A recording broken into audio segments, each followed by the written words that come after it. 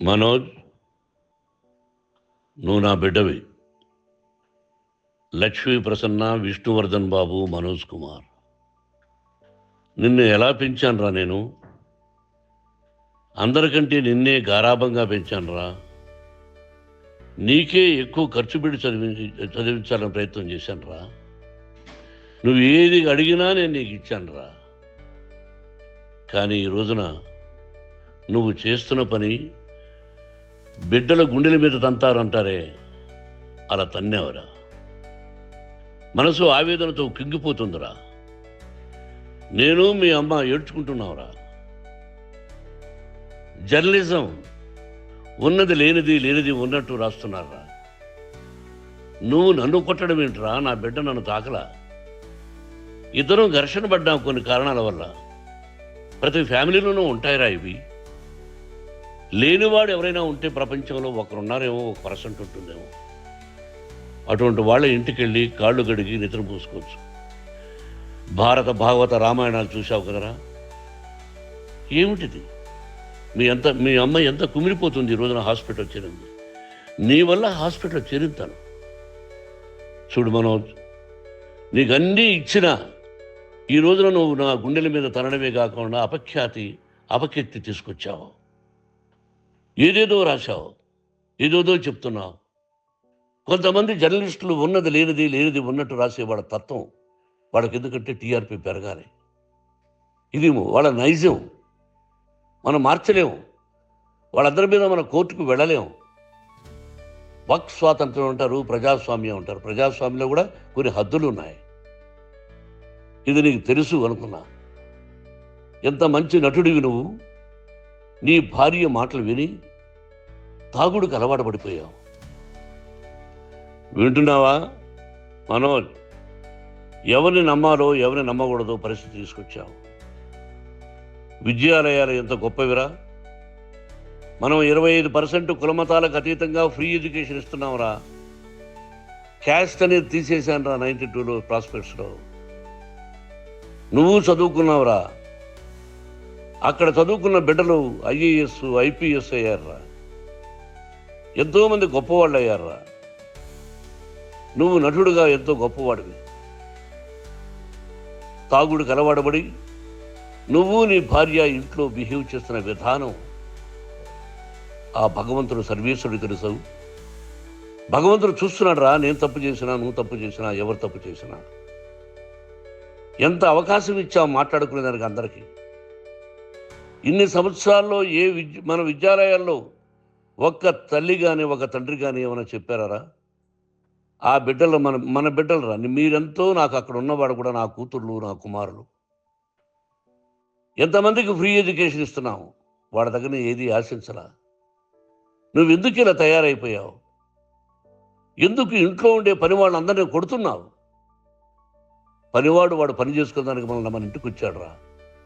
ఆ పనివాడిని కొట్టడం చాలా మహాపాపంరా. నేను వేరురా. నేను దండించడం వేరురా.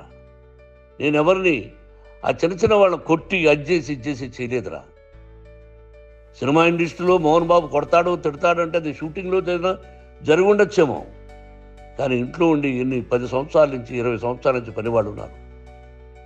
నేను ఇంట్లో లేని సమయంలో వాళ్ళందరినీ కొట్టి వాళ్ళ ఫోన్ లాక్కొని ఒకడైతే చచ్చిపోవాలి, వాడు పోలీస్ కంప్లైంట్ ఇచ్చి ఉండొచ్చు. నేను వద్దు అని వాడిని బతిమాలాడు. పోలీస్ కంప్లైంట్ కూడా ఇవ్వడా.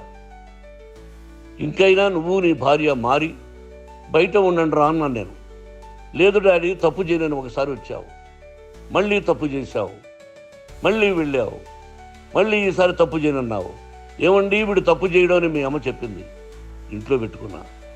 మళ్ళీ నువ్వు చేస్తున్నది, ప్రతిరోజు నువ్వు తాగుతున్న విధానం నీకే తెలుసు.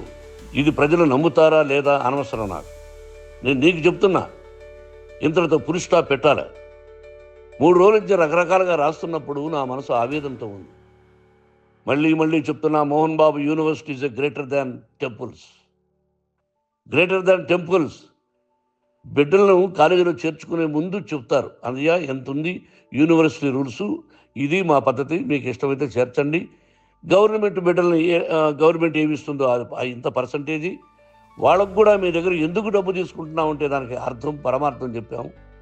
దొంగతనంగా తీసుకోలేదు, ప్రతిదానికి చెక్కులు ఉన్నాయి, అది అకౌంట్ ఉంది. దానిలో తప్పులు జరిగితే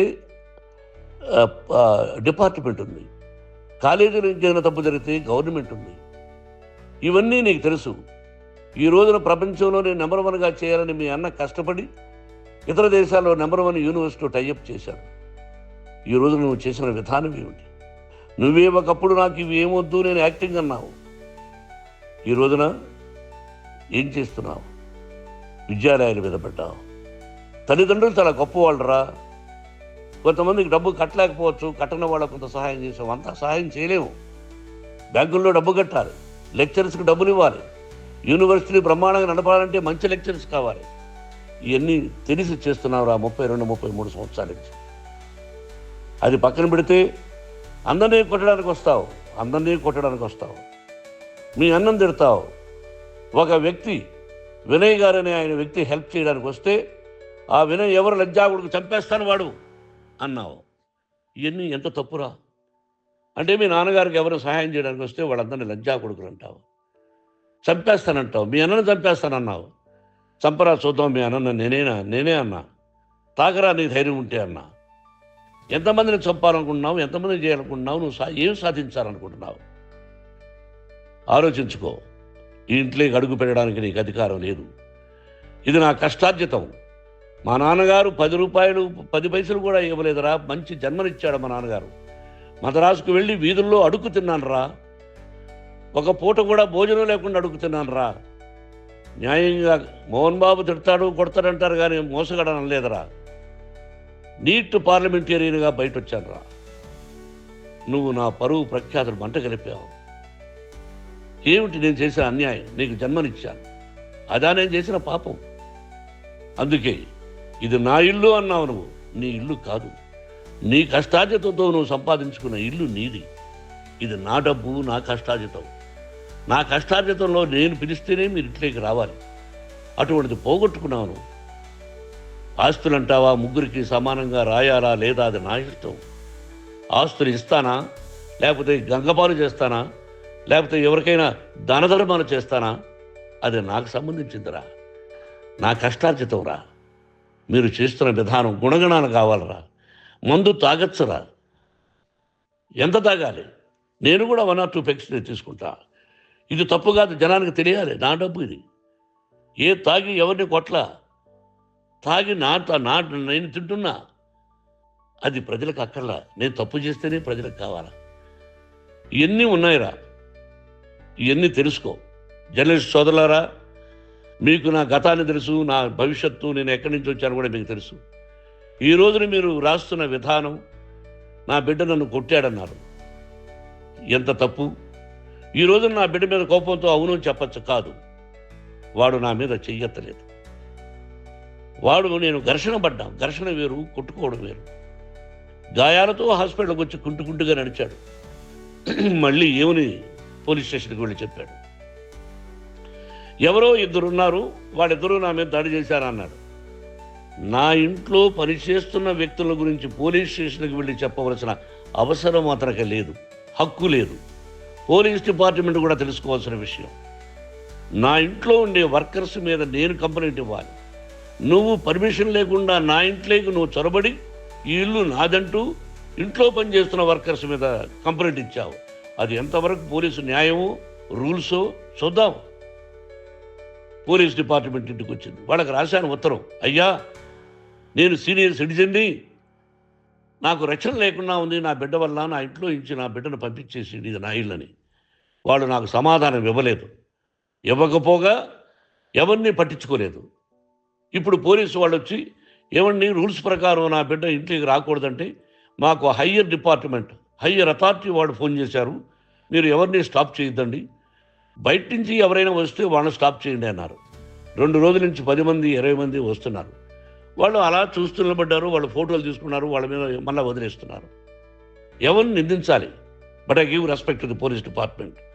వాళ్ళకి ఎవరు ఏ అధికారి ఫోన్ చేశాడో, ఆ అధికారికి ఏ పొలిటీషియన్ చేశాడో అది వాళ్ళకే వదిలేస్తున్నా. కాబట్టి వాళ్ళు పోలీస్ కంప్లైంట్ ఇచ్చినా కూడా మేము సంబంధం లేదని అంటున్నారు కాబట్టి నేను నా బిడ్డను నిన్ను నాపు చేస్తున్నా. నువ్వు ఇంట్లోకి వచ్చే అధికారం నీకు లేదు. నువ్వు వచ్చి నీ బిడ్డను తీసుకెళ్ళు. సంతోషం. నువ్వు రాలేదు, నీ బిడ్డను జాగ్రత్తగానే చూసుకుంటావు. Take care your daughter, that's all. మీ అమ్మ హాస్పిటల్లో అడ్మిట్ అయింది. రేపో ఎల్లుండో మీ అమ్మను పిలిపించి బాగైన తర్వాత ఇదిగో నువ్వు నీ కొడుకు బిడ్డను తీసుకెళ్ళి వాడికి అప్పచెప్పని చెప్తాను పోలీసు వాళ్ళ ఆధ్వర్యంలో. ఇది 100% జర్నలిస్టు సోదరులారా, పులి స్టాప్ పెట్టండి. మీకు కుటుంబాలు ఉన్నాయి, మీ యజమానులకు కుటుంబాలు ఉన్నాయి. మీ కుటుంబాల విషయాలు, మీ యజమానుల కుటుంబాల విషయాలు మేము ఎవరు జోక్యం చేసుకోవాలా. మేము నటీనటులం. మాది తప్పుంటే నటుడుగా నన్ను ఫెయిల్యూర్ అని రాయండి, నా నటన బాగలేకపోతే రాయండి. బట్ ఇంటి లోపల సందులో నుంచి చూస్తూ తప్పు చేస్తున్నామని ఉన్నది లేనిది ఉన్నట్టు రాయకండి. మీకు నా హృదయపూర్వక నమస్కారాలు. ఇన్ని రోజులు హృదయపూర్వకంగా ఎంకరేజ్మెంట్ చేశారు. ఆ ఎంకరేజ్మెంట్కు నమస్కారం చేసుకుంటూ I love you all. I love you police department. మీరు న్యాయంగా ధర్మంగా నడుచుకోండి, ఎవరికి తొత్తుల్లాగా ఉండొద్దండి అని మనవి చేసుకుంటూ నేను సెలవు తీసుకుంటాను. Thank you very much for all the journalist. ఇక్కడ ఫుల్ స్టాప్ పెట్టండి. Thank you very much.